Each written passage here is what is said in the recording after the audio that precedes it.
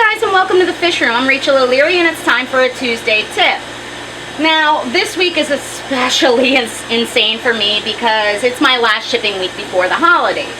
And while we're on the topic of holidays, I think the biggest question I get asked this time of year is, how do I feed my fish when I'm away visiting family? How do I feed my fish when I'm home from college? And I think the answer is a bit simpler than you might think. Don't. If you're not going to be gone for longer than 2 weeks, you really don't have to stress too hard for the vast majority of community fishes. Now, a lot of people are really uncomfortable with that, but I need to clarify that, especially in my fish room, where the vast majority of the tanks have live plants and are very well established, my fish can easily go a week without supplementation. That doesn't mean they don't get a little thin, but they're not going to die. Now in my big boy tank, with the polypterus and the gars, those guys can get a little sassy if they're not fed regularly, and they tend to fight. Other exceptions are some of the more aggressive cichlids, especially all male tanks. You really want to keep them well fed so they don't fight as much. And also fry tanks. Fry tanks are ones that need to be fed every day. It doesn't make traveling ideal, so generally if I know I have a trip coming up, I'll stop pulling eggs. It's that simple.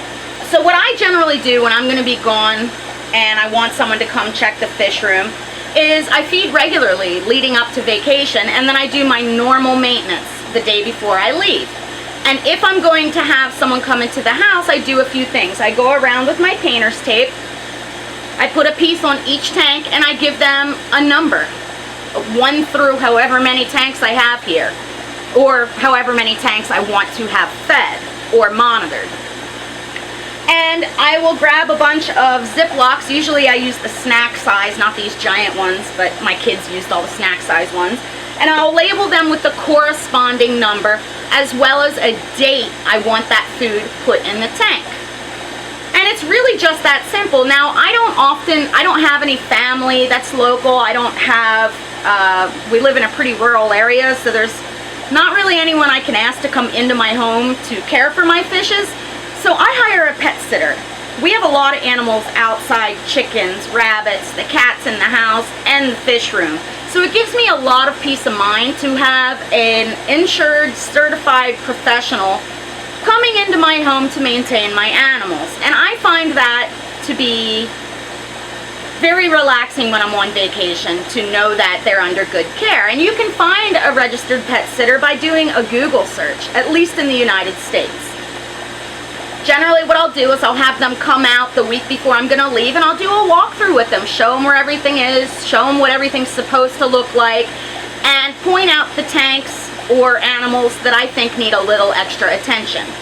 Now, if I'm going to be gone for a week or more, I'll only have the pet sitter feed once or twice. And I'll measure out the food that I want to go into a tank into these baggies, which are labeled with the tank number and the date, and it's just that simple. The other thing that I think is important to consider when you're getting ready to travel is failure of equipment. So I always have my pet sitter check to make sure my central pump is running, all the tanks are getting air, if we had a power outage or anything like that, any hang-on back filters or canister filters have restarted. And I also keep a backup rebuild kit as well as a fully plug-and-play central pump around in case there should be failure. One time while I was traveling, Captain Cranky Pants pump died completely and it had to be replaced, and being prepared really saved my fish. Rebuild kits are inexpensive, easy to do, and give you great peace of mind, and they're really good to have on hand no matter what. So just to recap, if you feel like you have to have someone feed your fish, measure out your portions. I find, at least in my experience, and maybe it's the humidity down here, I don't know, more often than not, when I try and use automatic feeders, I have either a complete dump or it gets bound up because of the moisture in the air and the food doesn't dispense. And it's really much more dangerous to have a ton of food dumped into your tank, polluting your water quality, than it is to just have your fish fast. I also tend to avoid those little vacation feeders. I found in the past, while they're great for snails and things that graze constantly, They tend to have some things in them that promote algae growth. Now, I'm sure this isn't true of all of them, probably just the ones I've tried, but I generally come home to a tank that looks way worse than when I left. With these planted tanks, or just tanks with plants, I'm not talking about like carefully aquascaped beauties here, biofilm grows, algae grows, infusoria grows, especially if you have snails in your tank, and your fish will pick at all those organisms and really be able to maintain all right for at least a week or two.